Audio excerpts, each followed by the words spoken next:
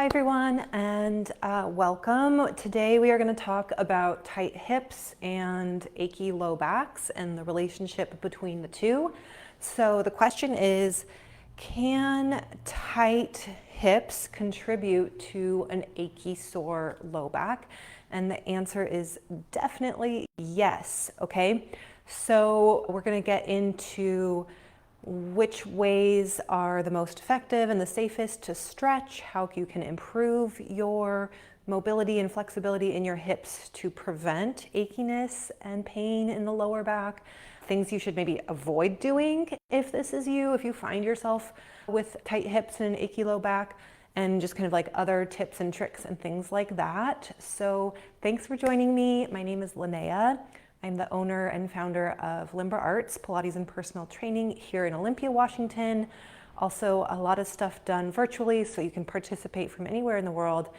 And I've really come into working in this way where I'm helping people get stronger, I'm helping people live an active life, but it's also really through the lens of kind of corrective, restorative, healing movement and helping you get out of pain, helping you feel like you can trust your body again after maybe feeling like you've tried everything, right? Feeling like maybe you have a laundry list of old injuries and chronic aches and pains, and I've been there myself, right? So I am a retired circus performer.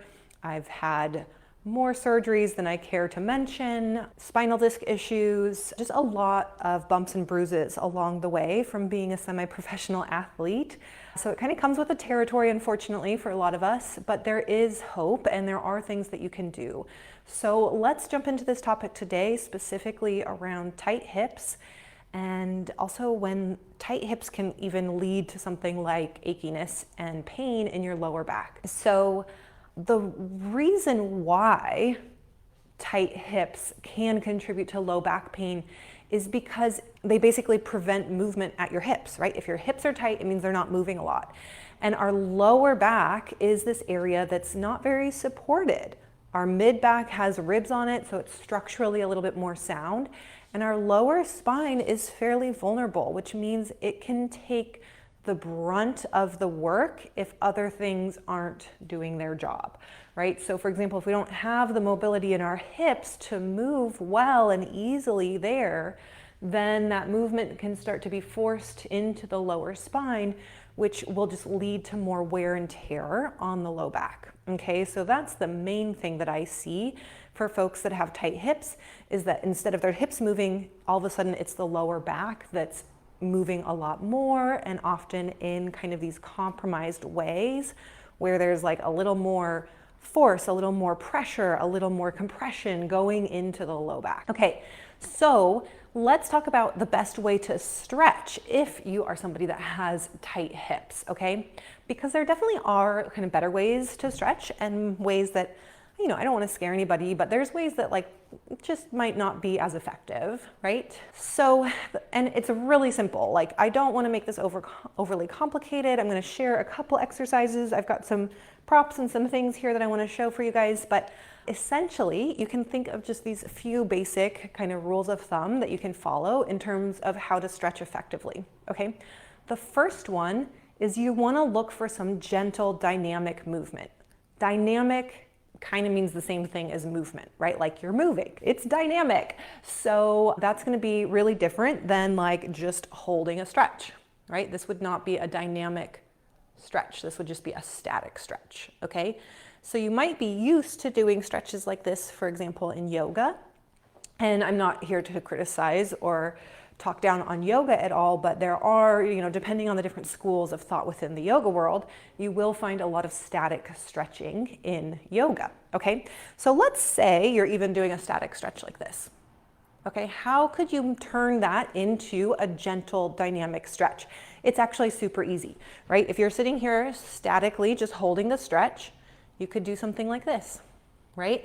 And that's going to be a little bit more of a gentle dynamic stretch. And essentially what that does is it allows your neuromuscular kind of pathway, the way that your brain perceives movement, kind of the functional pattern of how your body moves, it creates a more inviting situation where your body agrees to and wants to do that movement versus kind of this harsh, forceful, static position, which is not really how our body is designed to move. Our body is designed to really flow and move.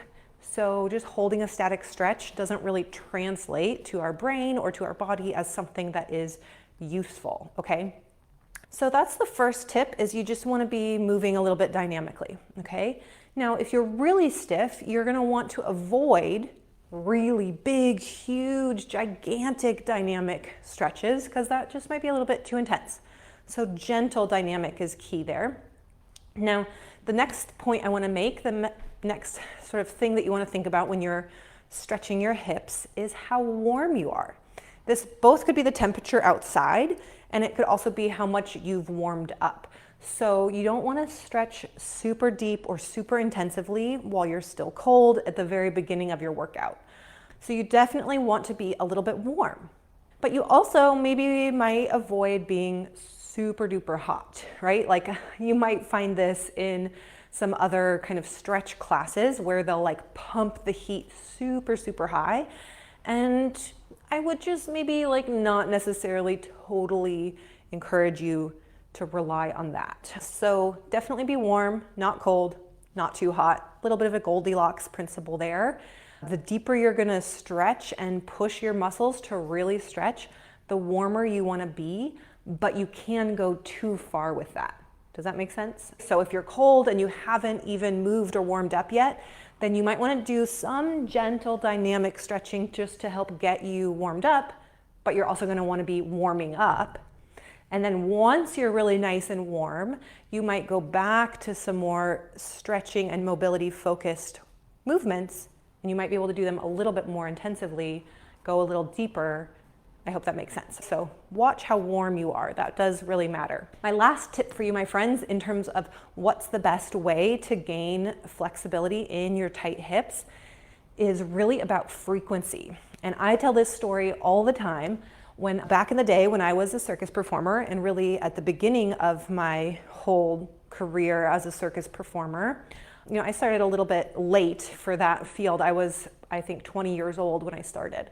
So I was 20 years old. I'd been doing yoga for a long time already. I was somewhat flexible, but I didn't have like the splits or anything. And so what I did is I decided I really wanted to be able to do the splits. So I decided I was going to stretch my splits every 12 hours. And what that meant was that my muscles never really got that stiff. I went from being kind of flexible and stretched out to a little bit more flexible and stretched out, and a little bit more flexible and stretched out, and a little bit more. It was never like this, oh, I got really tight and then I've got to stretch a little bit. But now I got tight again and then I have to stretch a little bit. So if you're really, really tight, we have to not only stretch, but we have to kind of play with the frequency and the consistency and the amount of stretching that you're doing, so that you can get a little more flexible and then get a little more flexible and a little more flexible. And so what that really means for you is that you're gonna have to play with your schedule. You're gonna have to play around with how much this is really a goal and an intention and a focus for you, so that you can find a cadence to how frequently you do this. Because the more frequently you do some kind of stretching, the more you're gonna see those steady, consistent improvements, right? Because again, if we go too hard too fast, if you go into a super hot, sweaty room and push yourself to the nth degree, your muscles are actually gonna kind of fight against that and recoil. And you might find that a day or two after that, you actually feel kind of really stiff again. Okay, so a little bit of an art as much of a science here. Let's talk a little bit more about some things that you would want to avoid. I'm gonna talk for a few more things and then I'm gonna show you guys. So the main thing is two things that you want to avoid, okay? The first one is kind of straightforward.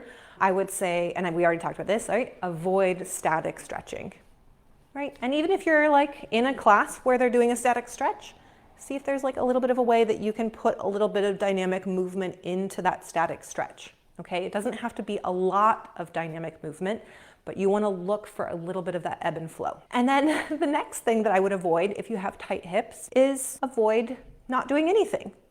right? So it's a little bit of a trick, a little bit of just a mindset shift there. Sometimes we can have stiff muscles or whatever the sort of problem is, and we can get overwhelmed by it. We can kind of procrastinate and not want to look at it. We can get overwhelmed by like, oh, this person said this, that person said that. So it's really just actually an open invitation to you guys that like, if this is an issue for you, if you're really having discomfort and achiness and pain in your low back, it's just an invitation for you to like, now's the moment, stop avoiding it, stop procrastinating, stop putting it off, you know, just start experimenting with something, see how it feels in your body. If it doesn't feel like the right thing, try something else, but that anything is gonna be better than nothing, right? Okay, so let's move on to maybe one or two more tips, and then I'm going to show you guys some real examples. So just a couple other little things to pay attention to. This is kind of the same as what I talked about before in terms of warming up, right? But it's basically just being aware of heat and aware of temperature. So right now we're in the middle of January and it's cold outside.